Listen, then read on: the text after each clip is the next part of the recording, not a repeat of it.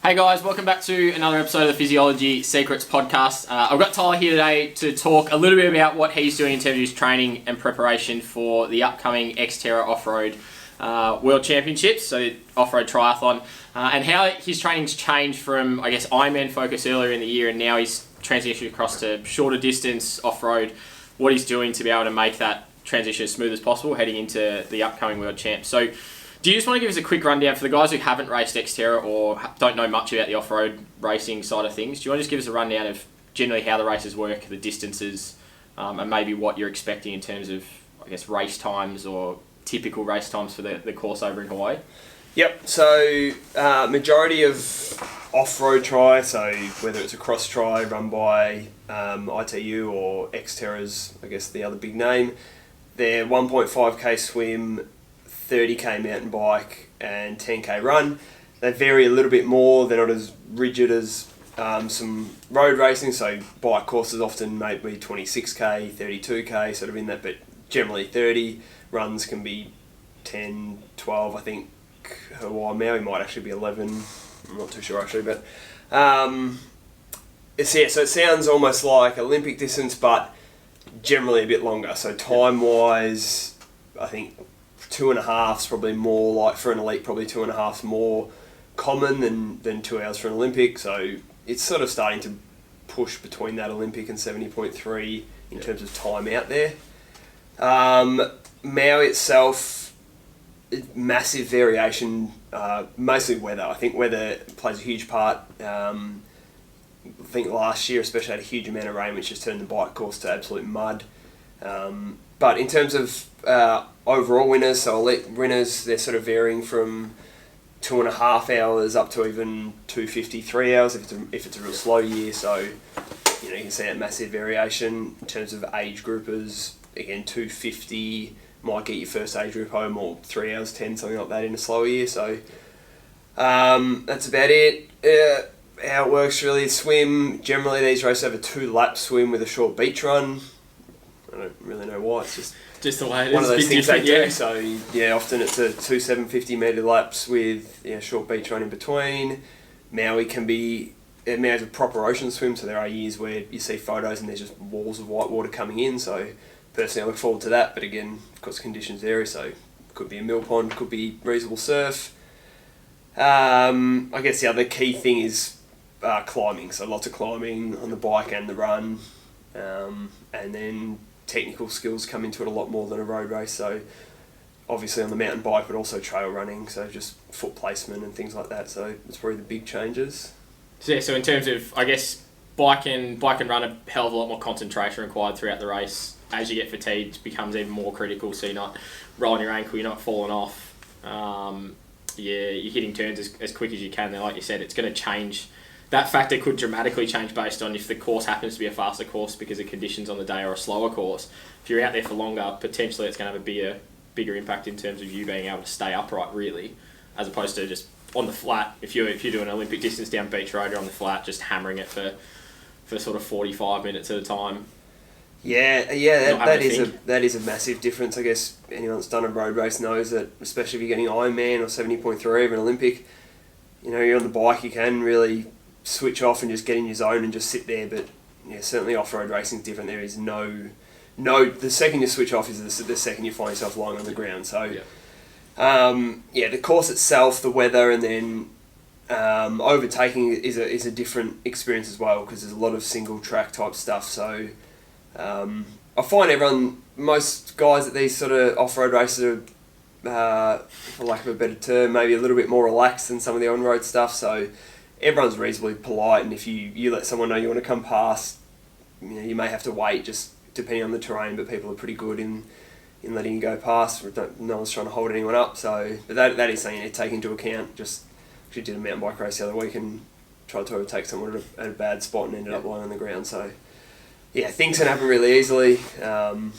Mechanicals, there's probably a lot more that can go wrong than a road race, but I guess that's all part of it. Yeah, and like I sort of said, changing conditions. You were sort of talking before we jumped on camera, even something as simple as wet, sort of muddy day on the bike, you're having to potentially get on and off to try and clear your chain and get everything moving mechanically again every K, 2 Ks. If you're doing that over the course of sort of a 30k bike, that's a lot of stop, start. So in terms of, I guess that probably leads into what training you're doing, in terms of like energy system contribution or how you train to prepare for one of these events. Does it dramatically change compared to something like 70.3 hour Ironman that you've done sort of earlier in the year that you were prepping for, or is it similar concepts, you just try and get the mountain bike a bit more, try and trail run a bit?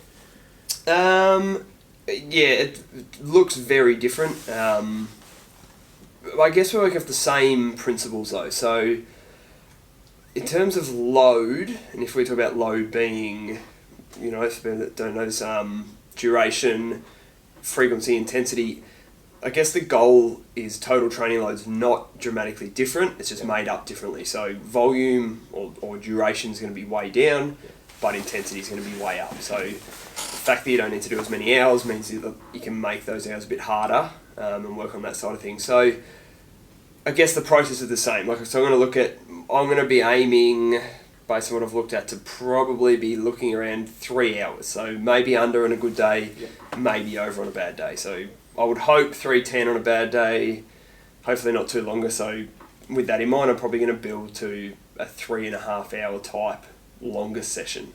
And I'm doing some 3 hours at the moment, which are basically all bike sessions. I'm doing some runs that are sort of like 90 minutes at the moment, keeping in mind I'm probably not going to want to, hopefully not be running for longer than an hour on the day, but I'll build up to a point where I'll do a brick session or multiple brick sessions that are about that 3:30 mark. So same process, making sure we're worrying about that duration and getting that covered. The big difference is the changing in intensity. So on-road triathlon, whether it be Olympic, 70.3 Ironman, the goal would be to be steady. You know, essentially, that's the most efficient way to get from start to finish, is to know your numbers and just sit there and be able to just maintain it the whole way. Off-road, that's not an option. So the swim, not too much changes, 1500, so I'm going to hopefully be swimming with a bit more intensity than I would with an Ironman. Besides getting out in the middle, which doesn't make too much difference. That's just going to be a case of get through the swim. I'll get to Hawaii 2 weeks early and do some open water swimming then to get used to that, work on some surf skills, things like that. But the bike and the run, there's super steep hills, so you can't get up some of these hills at below your threshold. You just won't get up them, they're too steep. Absolutely so hard. You're going to be forced to go above threshold or into the red or whatever you want to call it, where you're going to start having that lactic acid accumulation really quick. And then you're going to have, between not even pedaling downhill, technical sections that aren't easy, your upper body's working a bit more than on the road, so you're concentrating, but your legs aren't going so hard. So one of the goals at the moment, I'm doing lots of really high intensity sessions, super hard intervals with really good recovery, with the idea of that to improving aerobic systems, and with the goal being improve my ability to clear lactate. So get it out quickly. So yes, I'm going to have to go into the red, big efforts up hills. Hopefully in those easier sections you can clear that lactate out really well. As we get closer, a bit more specificity, some longer intervals where it's not so much about clearing the lactate but buffering it, so continuing to work through it, keep putting that power down.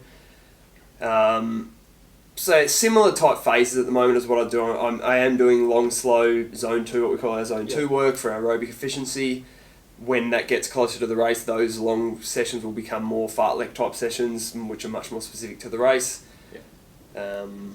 Same processes, I guess, same thought processes to go through. Obviously, duration's a lot shorter, so I don't need to get to 10-hour sessions, anything like that. Intensity is up, so I'll be more specific, harder work, and then that above threshold, below threshold, getting used to that feeling, working through the lactic acid, clearing it out. And then specificity, I'm looking for any trail running events that are on, mountain biking events, and just getting involved in those, racing those, not tapering, not targeting them so much, but just that racecraft and riding in groups and following people on single tracks, getting used to running up and down hills, your quads, that eccentric loading, running down hills is massive, so getting your legs used to that aspect. There's probably a lot more to think about. Different training, but same ideas, I guess. Yeah, you're not dramatically changing what you're doing too much. It's more just having a look at an off-road event and going, here's a bit more specificity in terms of, all right, you know it's going to be a bit more start-stop, you know you're going to have these tough climbs, but then you're going to get recovery breaks as opposed to, like you said, that consistent pace all day. Just analysing what you're likely to expect and then preparing as close as you can because you know that there's potentially so much variability in what the end result of the race could be in terms of time, course, difficulty, etc.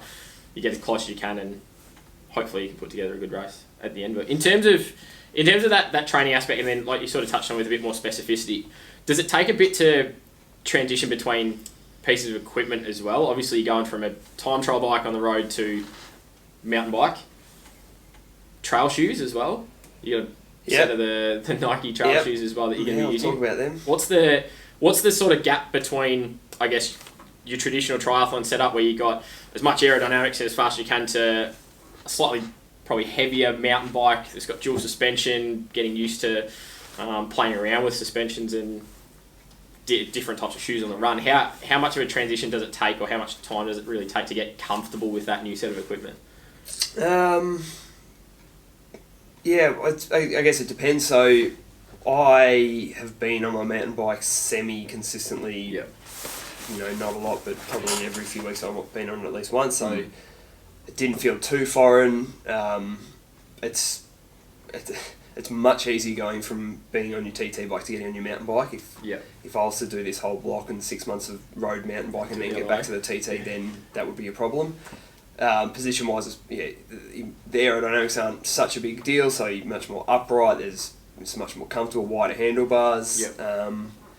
So it's definitely different. It doesn't take long to get used to, though. I think your body's happy in a much more upright and open position, so there's not so much pressure there. There's a lot more consideration goes into the equipment, though, in like tyres on a dry, hard packed, dusty day or a muddy day, or you know, change so many things like that. Experimenting with dropper posts and whether that helps. For those that don't know, the post is up while you're pedaling, press a button and it goes down, so you can get lower centre of gravity for the downhills, adds weight, maybe adds control, so there's things like that to think about. Do you change tyre pressures at all for different surfaces? Yeah, if it's wet I'll go lower. Tubeless helps, so you're not getting pinch flats. There's a lot to think about. So suspension locks out, so very rarely though, really smooth stuff, lock it out, but otherwise that rear suspension actually helps with grip on the bumpy climbs, so a proper cross-country bike should climb okay with the suspension. Shoes-wise, I've always struggled with finding trail shoes that I like. I've always found them heavy and clunky and no feel through the shoes. So I've actually got a pair of the Nike Pegasus Trail that got released, and I love them. Like, they're softer and they're not super aggressive, so I ran a Sylvan trail race on the weekend and that was probably a bit beyond what they're built for, so still 10 times better than road shoes, but not as good grip-wise as some of the heavier duty stuff, but the way they transition onto hard-packed fire roads or even onto concrete asphalt and still feel really good, so I finally found a pair that I like with that. They feel quite similar to my road shoes, so that's a good thing, but so not too much transition, but it's just a case of trying things so you find what you want, I think. I personally just like to find essentially the same shoe with more grip, which is what they sort of did with this Pegasus, so that's why it's working really well for me. Yeah, good one. And probably the last point to touch on, nutrition and hydration wise, what are you changing too much in terms of what you do road versus off-road?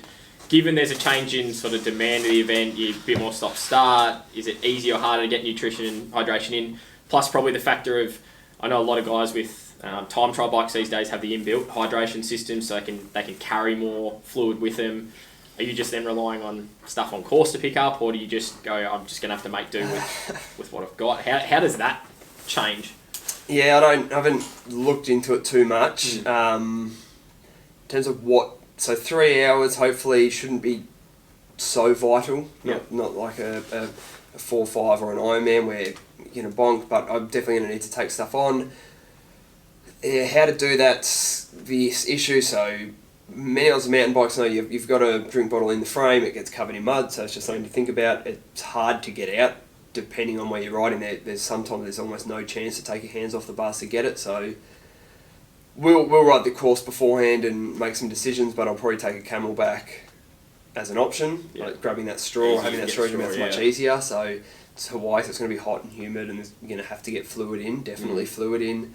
Plus some fuel, won't be as crucial to get too much fuel in. But again, it's really high intensity, so that carb burning rate's going to be up there, much higher than it would be for an Ironman. So you're going to go through a lot. Running's okay. It's much the same. Couple of aid stations and a gel or two, something like that. Probably hydration on the bike's a big one. How we're going to get that in? There is an aid station out there, I'm pretty sure. So a chance to throw a bottle away and get another one. My preference would be bottles if that's works with the course, to be able to reach down and actually get it. I'd prefer to have that than have a Camelback on, but yeah, depending on the course, a Camelback might be more practical, necessary, and required. So yeah, we'll see. We'll get over there early enough and make that decision when we're there.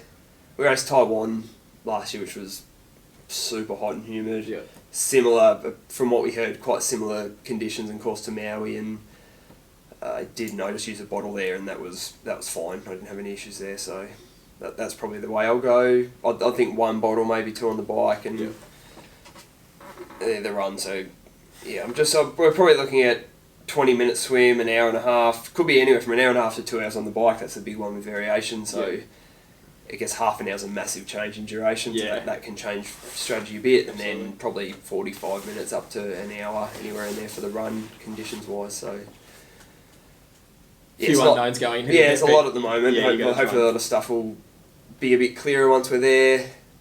It is definitely a consideration, but it's not to the point of doing an Ironman where it's going to be huge. So you can sort of go in with a little bit of sort of guessing that you can just play around with on the fly. If you go, all right, I'm only halfway through my bottle, I probably don't need to pick one up because I know I'm not going to get a chance to even drink it second half of the course. I'll just try and grab something before I run and be a bit more flexible. We'll cover our bases. I'll have the Camelback and I'll have a fuel belt possibly, or whatever it is, and then once we learn the course a bit and we can make the decision what to actually take with us race day, from the best to worst case scenario, I suppose, as long as we can cover all those situations when we're there, that'll be alright. Yeah, good one. So I think we'll leave it there because plenty to sort of think about in terms of that transition between road racing versus the off-road stuff. All the best in your prep for Xterra. If anyone is heading over and doing the Xterra Worlds, let us know.